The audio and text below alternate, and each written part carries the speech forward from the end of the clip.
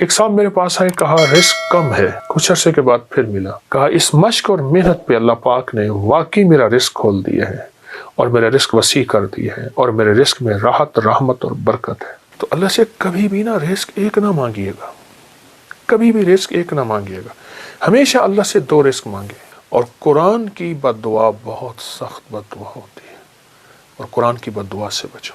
ہمیں دنیا کی کائنات کے خزانے مل گئے، رزق روحانی نہ ملا، ہم کنگلے ہیں، ہم یتیم ہیں، ہم مسکین ہیں، ہم مفلس ہیں، ہم در بدر ہیں، ہم فٹ پاتیے ہیں، ہمارے پاس کچھ نہیں ہے، اور ہمیں رزق روحانی مل گیا تو انشاءاللہ ہم کامیاب ہیں۔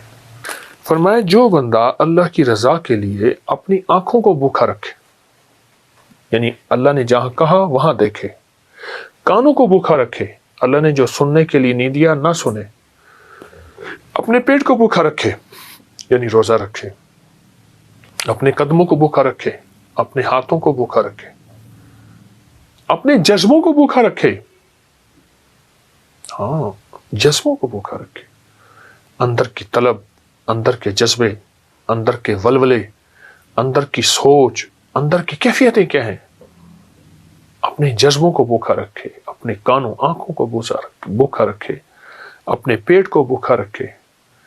میں اللہ پاک خوش ہو کے کہتے ہیں میرے بندے، میں تیری نسلوں کو فقر سے بچاؤں گا، غربت سے بچاؤں گا، تنگ دستی سے بچاؤں گا۔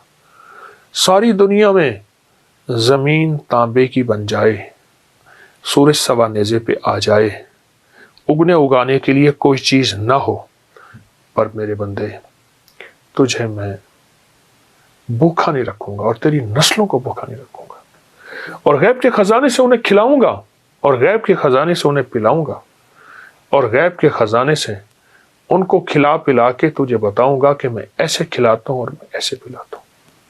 میں آپ کو ایک عجیب واقعہ سناؤں۔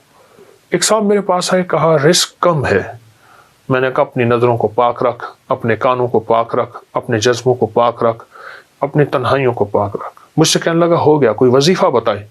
میں نے کہا یہ بہت بڑا وظیفہ ہے، اور اس میں مشق کرنی پڑتی ہے، اور اس میں محنت کرنی پڑتی ہے، اس میں بہت سارا کچھ جو ہے وہ نچھاور کرنا پڑتا ہے، اور بہت سی چیزیں چھوڑنی پڑتی ہیں اس ایک چیز کو حاصل کرنے کے لیے۔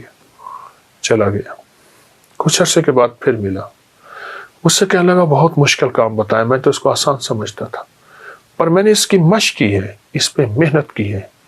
تو میں نے اس پہ ملا کیا؟ کہا اس مشق اور محنت پہ اللہ پاک نے واقعی میرا رزق کھول دیا ہے اور میرا رزق وسیع کر دیا ہے اور میرے رزق میں راحت، رحمت اور برکت ہے۔ یہ کمال چیز ہے اور زبردست چیز ہے۔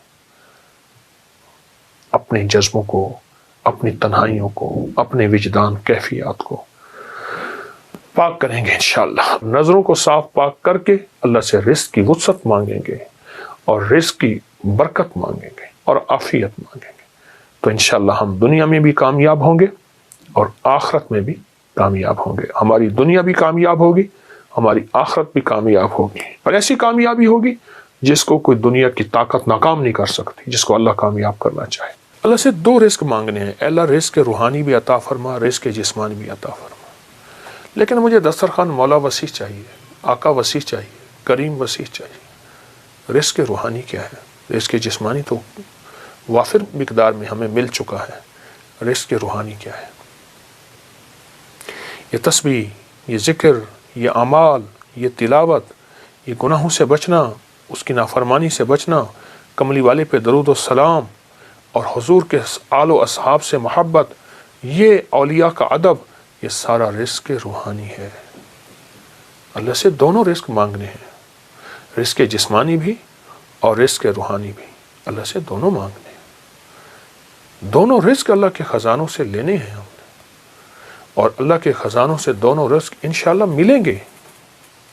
عمر رضی اللہ تعالی عنہ کا ایک فرمان بتاؤں۔ آپ کا فرمان ہے، مجھے اس بات کا فکر نہیں کہ دعا قبول ہوتی ہے یا نہیں، مجھے تو اس بات کا فکر ہے میں کتنا وقت دعاؤں میں لگاتا ہوں، کتنا وقت دعاؤں میں لگاتا ہوں۔ اچھا، ہاتھ اٹھا کے دعا مانگنا ایک بہت بڑا عمل ہے۔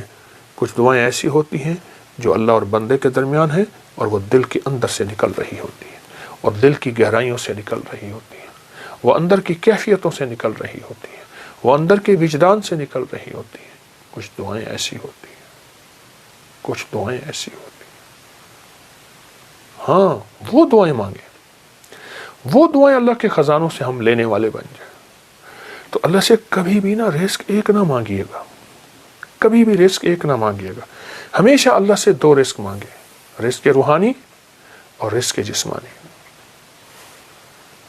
روحانی رزق آج تک نہیں سنا، وہ یہ ہے، اچھا ہمارے گھر میں روحانی دسترخوان لگتا ہے، جسمانی دسترخوان تو لگتا ہے، ٹیبل پہ نیچے کہیں دسترخوان پہ لگتا ہے، کیا روحانی دسترخوان بھی لگتا ہے؟ اس کو سوچیں۔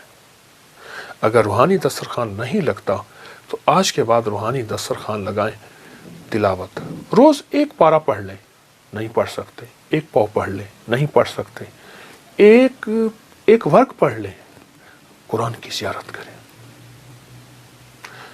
میں ایک مری میں ایک جگہ جانا ہوا تو وہاں انہوں نے کہا ہمارے گھر میں کسی نے جادو کیا ہوا ہے، ہمارے گھر میں مشکلات ہیں، مسائل ہیں، الجھنیں ہیں، ناکامیاں ہیں، پریشانیاں ہیں، بہت زیادہ پریشانیاں تھیں۔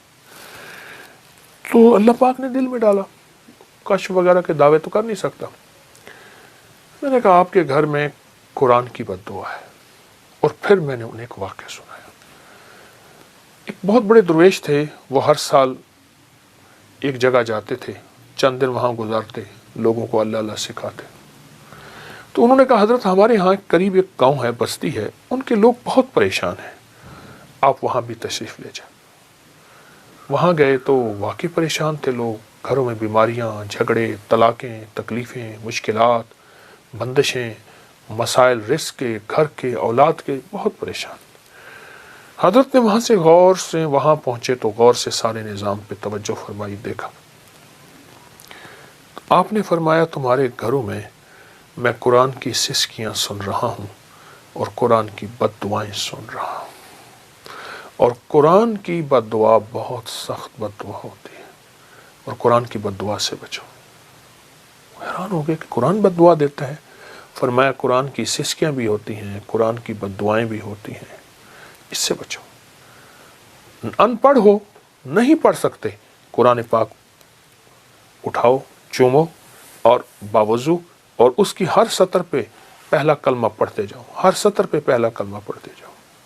اور اگر پڑھے ہوئے ہو، ایک پارہ پڑھ لو، آدھا پارہ پڑھ لو، ایک پاؤ پڑھ لو، تھوڑا پڑھ لو، زیادہ پڑھ لو۔